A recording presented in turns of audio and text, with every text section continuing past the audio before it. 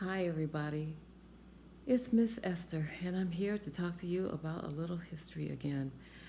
I might go a little over today because this subject is so important. Social Darwinism. Did you do your homework?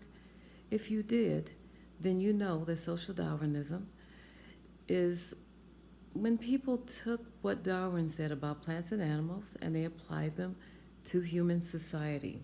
Okay, so as we talked about Darwin and Lincoln, they both were men of contradiction.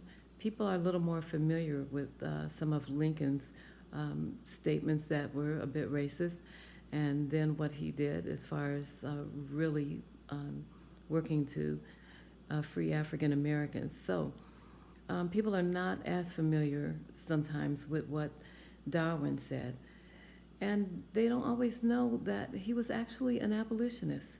So they say social Darwinism, it has so much to do with racism and things like that. How could he be an abolitionist? Okay, so let me give you two quotes from this man that will help explain some of this. Okay, got my glasses on for this. We older people have to do that.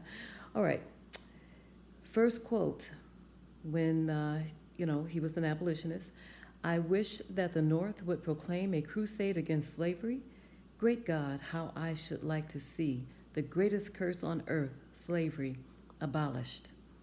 So he felt pretty strongly about slavery. He was very much against it. But at the same time, with his science and all, he made this statement as well. At some future period, not very distant as measured by centuries, the civilized races of man will almost certainly exterminate and replace the savage races throughout the world. This is what the social Darwinists enjoyed. This is what they took, and they created social Darwinism with that statement, and they used survival of the fittest and natural selection to justify all kinds of wicked things. Eugenics, deciding who was worthy to live or die, imperialism, going into other countries and dominating, destroying people with inferior technology and military. I mean, all these terrible things that happen. And the thing about it is, social Darwinism became very popular. And it became so popular that it became a part of school in academics, both primary, secondary, college, universities, all of that. It just became the norm. Like I talked earlier about how important class was. Well, this was class. We are superior. The Europeans dominated at the time, and so they were the fittest. And of course, those of us that know world history knows that everyone's had their time in history, and everybody feels like they're the fittest and the greatest when they are dominating.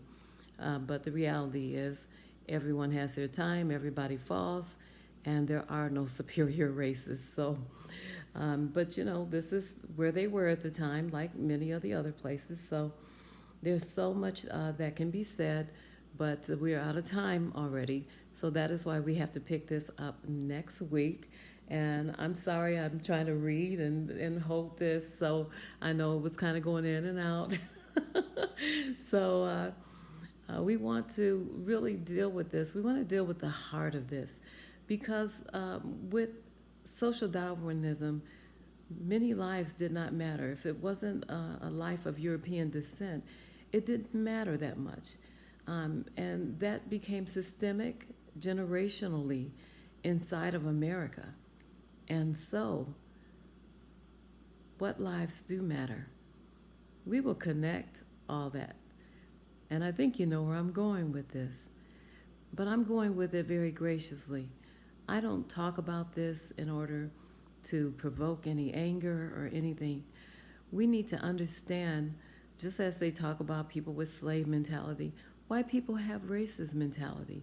How did it become so systemic, and why is it that they can't see that if someone is unarmed and not harming anybody, they don't deserve to die just because they're a different color? Why don't they see that? And this is some of the things that social Darwinism taught. And it just became a part of the society. So I've already gone a couple of minutes over, and I still have some things to say about social Darwinism. So we'll see how far this goes. But it's all going to be good, all going to be good, and we are going to learn some things. And it's, if we listen and if we learn, we'll be better for it, okay? So I will see you next week, and I hope this week is absolutely fabulous for every one of you. Take care, and as always, love you. Bye bye.